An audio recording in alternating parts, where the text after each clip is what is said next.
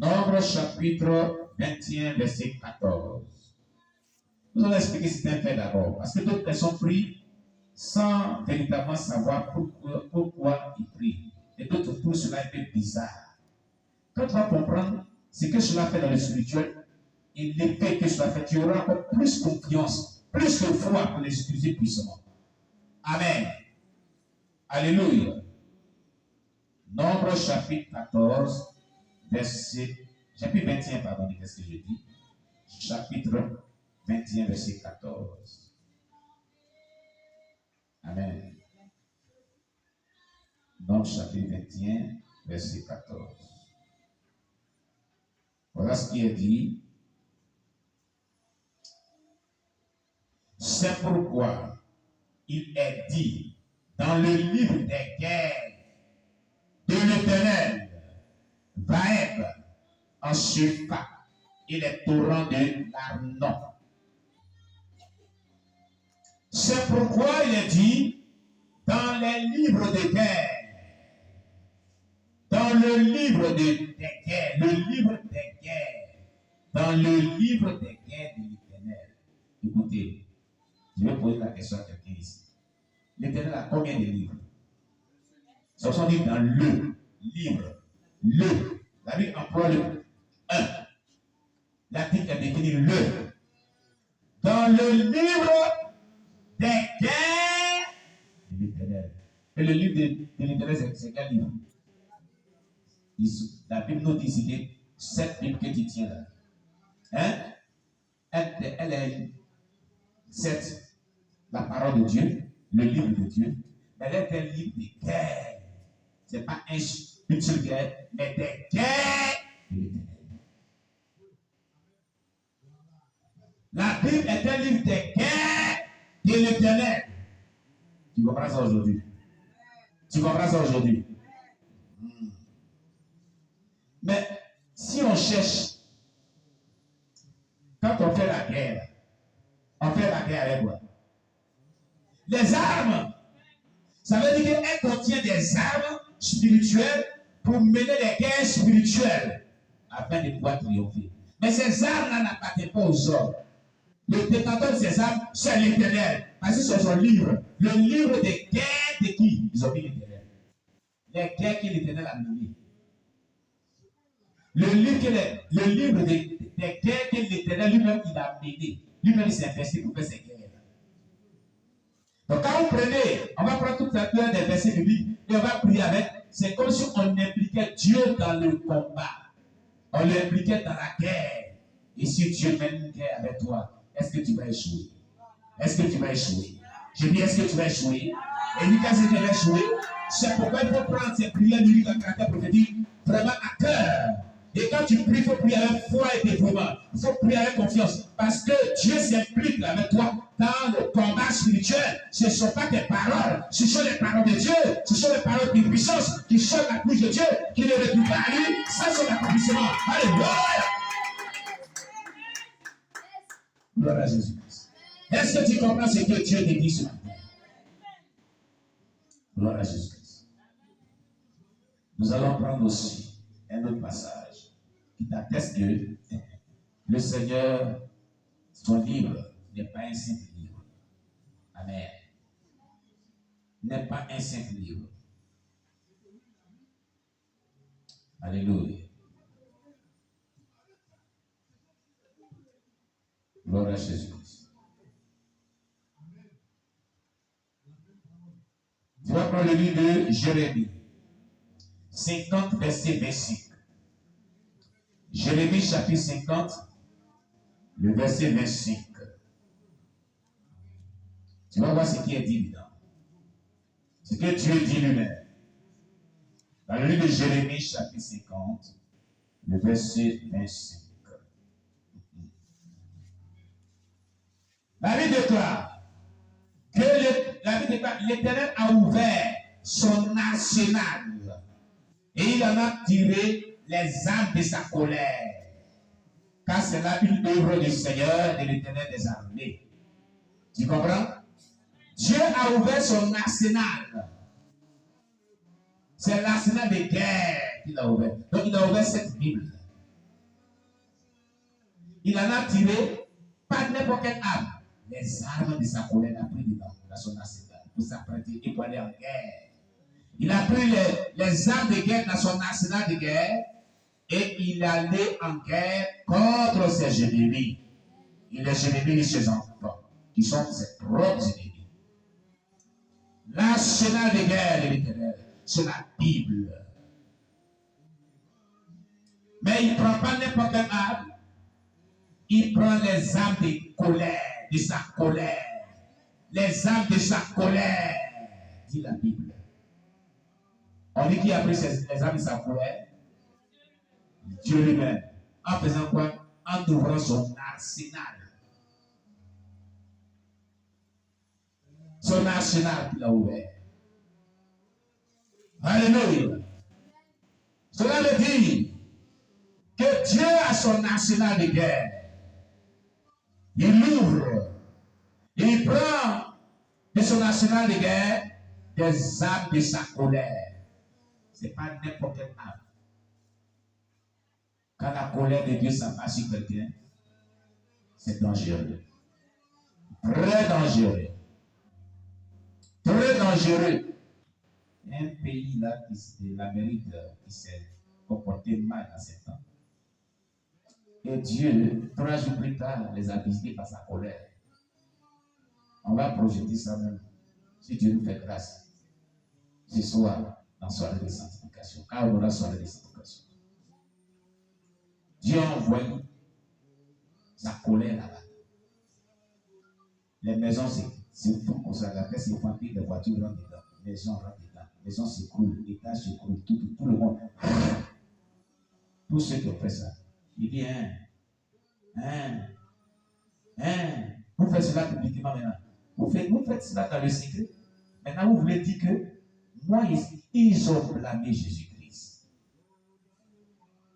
Ils ont fait une grosse statue de Satan.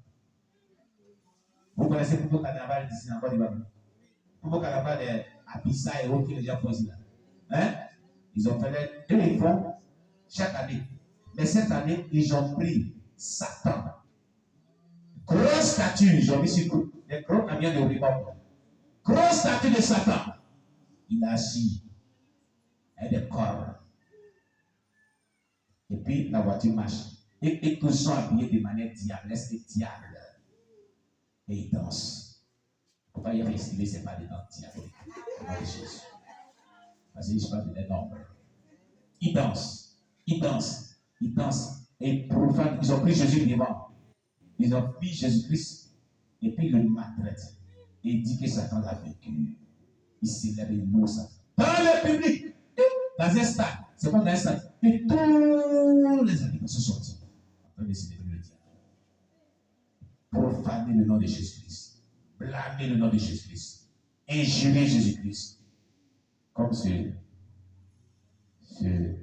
mauvais type qui avait dit l'autre était monté sur Jésus. Ces propos blasphématoires. Et qu'est-ce qui va se passer? Les chrétiens n'ont rien dit. Ils n'ont rien dit. Mais la Bible dit, quand Gédéon est allé briser la statue, le pieu, détruire la statue et briser le pieu de son papa. La statue de son papa et son pieu qui était dessus. Les habitants de ce lieu sont pleins. Pourquoi ton fils fait cela? Et son papa lui a dit, mais si, comment ignorer ce nom de cette statue-là? Si Baal est puissant, qui se défend? Et on va voir. Vous dites qu'il est puissant, vous l'adorez depuis des années. Vous dites qu'il protège, il n'a pas pu se protéger lui-même. Il n'a pas pu se protéger, ils l'ont cassé en deux. Mon fils l'a fait, il n'a pas de forme, mon petit-fils l'a cassé en deux. Où est sa puissance? Donc il se défend lui-même. Donc notre Dieu qu'ils ont profané là, c'est défendu bien propre. C'est bien défendu. Et aujourd'hui, ils sont en train de dire, on dit le noble on ne peut pas compter. Sa mère son nom. 3 jours après, catastrophe. Le vent vient. Vous allez voir ça ce soir. à partir de 18h30, 19h. On va mettre ça sur l'écran géant. On va projeter sur l'écran géant. Ici, venez regarder. Viens regarder comment Dieu se défend. Viens regarder comment le roi se défend. Le Seigneur se défend. Le Dieu Tout-Puissant se défend. Alléluia. J'ai dit Alléluia. Alléluia. J'ai dit Alléluia.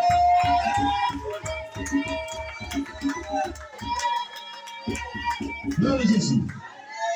On a un Dieu qui répond du coup.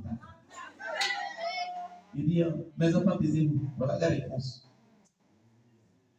Voilà la réponse. C'est là que les chrétiens disent, mais où est votre Dieu là maintenant? Où est Satan là maintenant? Il n'est qu'à venir vous dire. Tu vois le vent qui vient, elle a plu, les maisons se font comme et le vent les emporte. Tous ceux qui sont dans une peur, la terre s'ouvre, c'est qui tombe dans. Comme au temps de Corée à Biram Datan. Mais pour eux, Steph dit, mais ce qui est arrivé au Brésil, là, le pays c'est le Brésil. Ce qui est arrivé, c'est terrible. Jésus, il faut le croire. Il faut que Jésus puisse.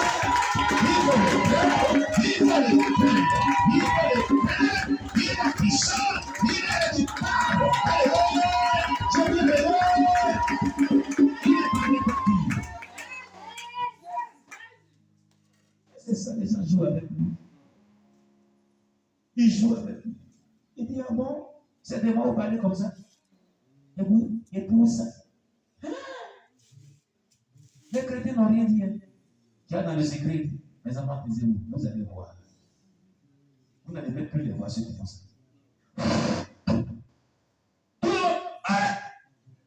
Et quand la terre s'ouvre, vous descendez à terre. Vous descendez en enfer. La Bible dit que l'enfer se trouve dans le sol, dans le sous-sol, au profondeur de la terre. En enfer tous. Vois-tu qu'ils étaient n'est plus faire les pieds tous. Maison, villa, étage. Dedans. Dieu les a montré qu'il n'est pas n'importe qui. Donc Dieu qu'on adore n'est pas celui que les gens adorent, puis on le frappe, on fait tout, on dit des choses. Et puis c'est les chrétiens même qui s'en se défendent. Les chrétiens ne se défendent pas comme ça. Ils se défendent par la prière. Il dit, Seigneur, vois-tu ce que les gens font? C'est ton nom, hein? C'est pas nous, c'est ton nom. Il dit, tais-toi, je viens. Et quand Dieu dit, je viens, il vient. Il vient. Je dis, il vient. Il vient. Il vient. Il vient.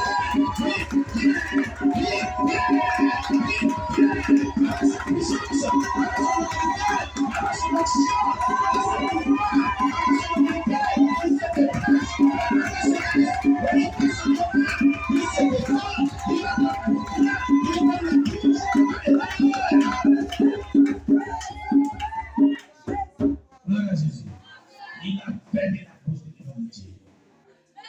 Tous les satanistes, bouche fermée.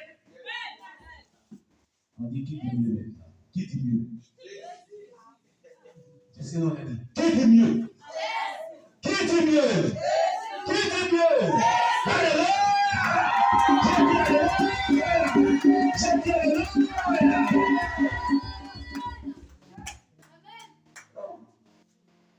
Il n'est pas celui que on détruit, on fait ces choses et puis ce sont ces adeptes qui sont ces évangiles. Regardez l'histoire de l'humanité. D'autres religions, quand on parle mal de leur Dieu, eux-mêmes se vengent. Ils vengent leur Dieu. Par des kamikazes, par des bombes et autres. Vous n'allez jamais voir les chrétiens se venger. Eux-mêmes vengent leur Dieu. Dieu c'est lui-même qui se venge. Il cherche se défendre. Il cherche se défendre.